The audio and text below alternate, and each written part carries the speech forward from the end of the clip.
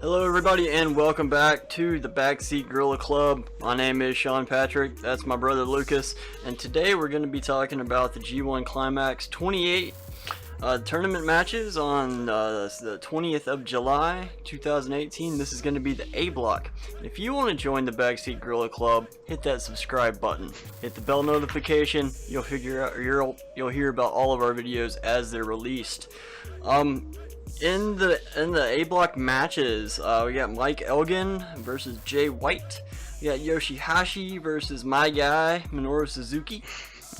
We got Toji Makabe versus Evil, Hiroshi Tanahashi and Bad Luck Fale, Kazuchika Okada and Hangman Page. So the first one, Elgin versus Jay White, pretty much started off as just a slugfest and total domination by Elgin. Jay picked him up at the very beginning of the match, and then Mike just landed on him. Yeah, that's great. There's a series of chops. Ends up Elgin spearing Jay through the ropes. Seeing a big man fly is always fun, and he certainly did it, and he did it with class. It was just kind of all over the place. Jay hit a neck breaker. He did that ring to rail spot that he always does. Applied a Muda lock at one point in time. Elgin, of course, he gets his flatliner. Jay White gets that flatliner. Elgin, he gets that buckle bomb like he always does. Another thing that Jay's been doing here lately is those rolling suplexes. He's been trying to. He always goes to the well one too many times. He hits two and then he gets caught on the third one, and that's exactly what happened here. Followed up quickly with a superplex by Elgin. It was a really good match. It ended up with that buckle bomb and low blow by Jay, and then a Blade Runner. What do you have to add to this one? Well, first of all, those damn Mike's chops, just every time I just cringe, when I hear that going, it sounds like a gun going off. And he hit a pretty nice Northern Light suplex with the bridge for a 2 count. Big Mike did. He's awesome because he's still just as strong as he was. It's not a gimmick. They say, the announcers say, he lost a lot of weight and he's more agile, but he's just as strong. That's true. He's more agile than he was, but he's just as strong as he was. So. One of the stories of the match was him trying to hit this tiger bomb, and then Jay just kind of, from his arms being put back, he just flipped Mike over for a 2 count. Mike had some big forearms, but yeah, at the end there, there was a little ref bump with the buckle bomb. Jay grabbed the ref's collar and drug him in, so that's why he was able to get that low blow in. That was the beginning of the end for my predictions, because I got blown up tonight. Let's see what happened. The second match, or the 7th match, I should say. You want me to take this one? I know it's your favorite. No, I'll take this one. I'll make this one real quick.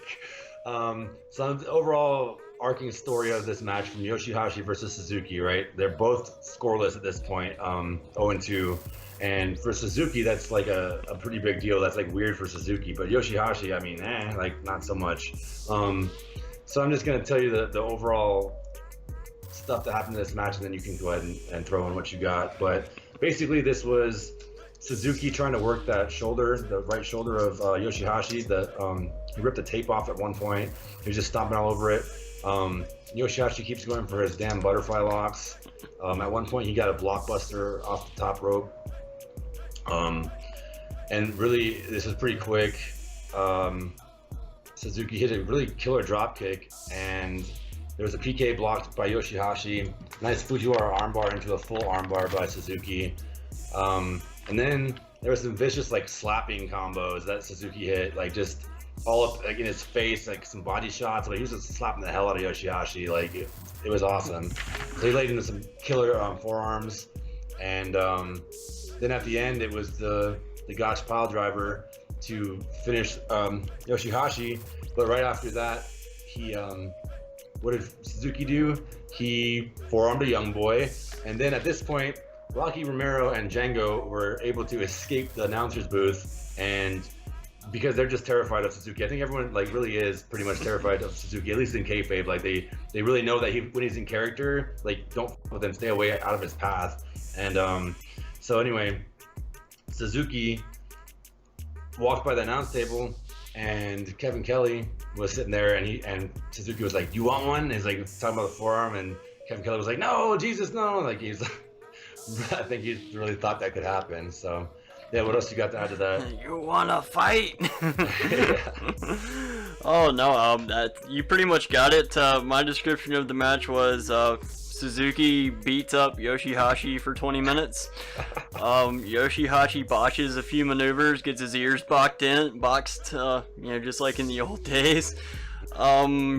So Suzuki decapitates him and hits some more forearms. Gotch, 1, 2, 3, and then of course the young boy beatings. So the beating of the young boys. It's like the running of the bulls. Yes. Yeah. Toji, Maccabi, and Evil. First thing off, Evil hits that baseball chair shot that he's been doing, where he wraps the chair around his opponent's neck and then just swings for the fences. Yeah. Yeah, it's a great move. It looks really good. After that, they go straight into the cheap seats. Just walking up, moving everybody out of the way. Tease of Darkness falls up there. Evil gets a clothesline. He eats one onto the cement floor. Yeah. Evil hits a sitting senton, and then that's when Evil starts going towards that Banshee muzzle. He doesn't quite get it this time. He gets it a little bit later on, right after a standing guillotine. He goes back to that Banshee muzzle. He stays there for quite some time. Got a few chops in by Maccabi. Then Evil hits that Fisherman Buster. Darkness falls, kicks out. Everything is Evil Thieves. Then we have a double clothesline when nobody moves. Then finally Evil gives. Comes back. Everything is Evil. 1, 2, and 3. Yeah, I don't have anything to add to that. That's pretty much exactly how I have it on mine. So, moving right to the next one. The 9th match is... Oh man, I'm just going to say right off the bat, I'm not going to tell you what happened, but the end of this match was great. We both popped like crazy for the end of this match, and you'll see why at the end. So this is Bad Luck Fale versus Hiroshi Tanahashi. And this is like the same old song and dance basically for the BCOG. You know, Fale comes out there with Loa, and you know there's going to be some interference, and you'll see what happens. So Tana starts working the knees right away, the legs of Fale, because that's about all you can do against this guy. And so he starts getting in the corner, hits him in the knee a few times, ends up getting dragon screws on the mat a couple times, chop block to Fale. Tana hits a cannonball off the apron when they get outside. And then when they get out there, Tana tries to throw Fale into the rail, and Fale reverse whips him into the rail and over into the Japanese announce table, basically. And at that point, Fale grabs a chair, goes into the ring, and is like, messing around the chair so Red Shoes will be distracted by it and tries to take it away from him. In the meantime, Tangaloa was out there behind the announce table just kicking the crap out of Tanahashi. At this point, and then he tosses Tanahashi into the chairs, and they go back in, and there's so Fale does these in the corner. It wasn't quite clotheslines. He just like clubbing arm attacks. Like he just slamming his arms like over and over into Tanahashi, just like knocking him around. It was crazy. And then Tana hits like 3 drop kicks to his knee again. A dragon screw on the mat. He gets a clover leaf, and it looked brutal because Fale wasn't quite turned all the way over, so his neck was kind of just like, messed up on that spot. And then eventually Fale just uses his legs and throws Tana like through the ropes. He just powers out with his legs. So yeah, after that we have Fale trying to get back in the ring, and Tanahashi, they both get back in the ring. Fale tries to get back in. Tana does a dragon screw on the middle rope. Fale hits a big splash, Samoan drop, 2 count. And at the end, there's some sling blades here and there. And the thing that you expect happens. So there's going to be the end with the high fly flow. And Tangaloa at a 2 count pulls Red Shoes out of the ring, right? So Red Shoes is out for a while. Okay, and now what happens? Tama Tonga runs in, hits a gun stun, you think this is all going to be over, like it's done.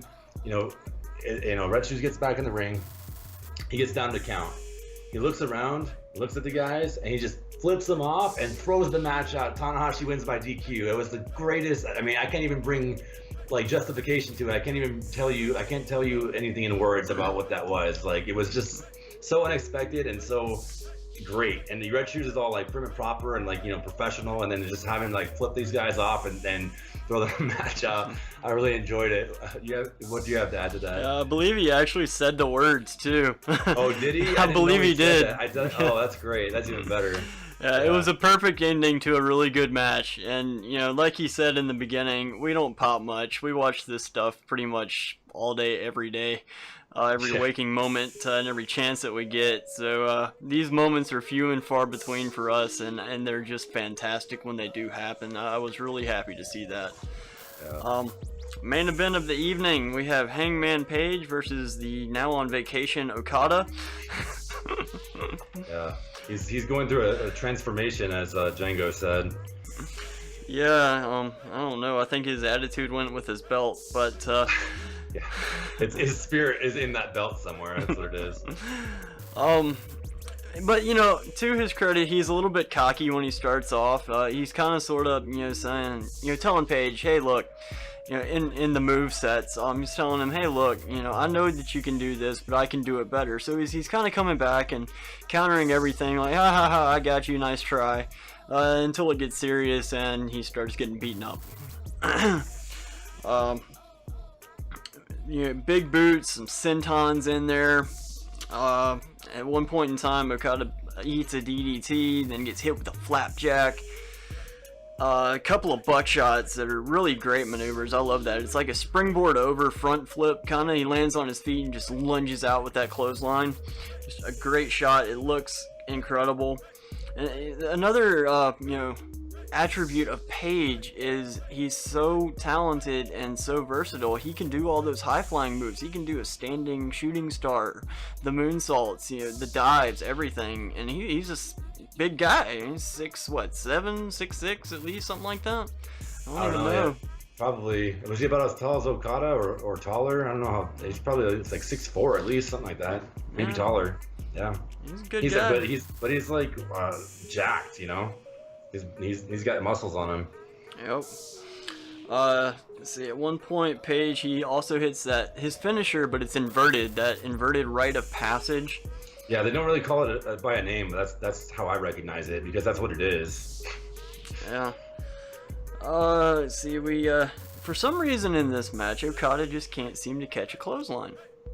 I don't think he clotheslined the entire match up until he finally got that one after he hit the tombstone.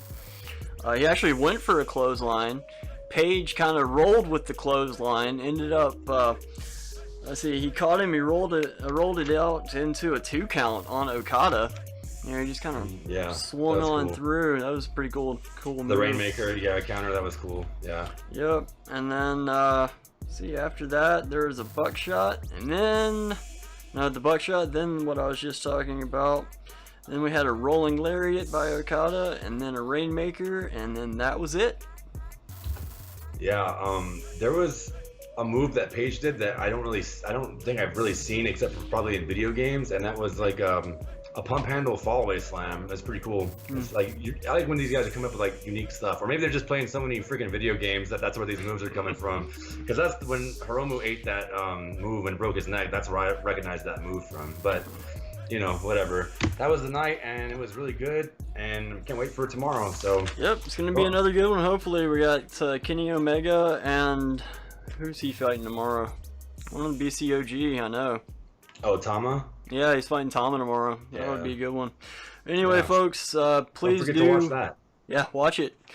Like this page, subscribe to our channel, leave a comment down below, hit that bell notification, and hey, we got a Twitter. Hit us up on Twitter at BSGC Wrestling. Thank you, everybody, for watching. We'll see you tomorrow. Bye. Let's build that brand.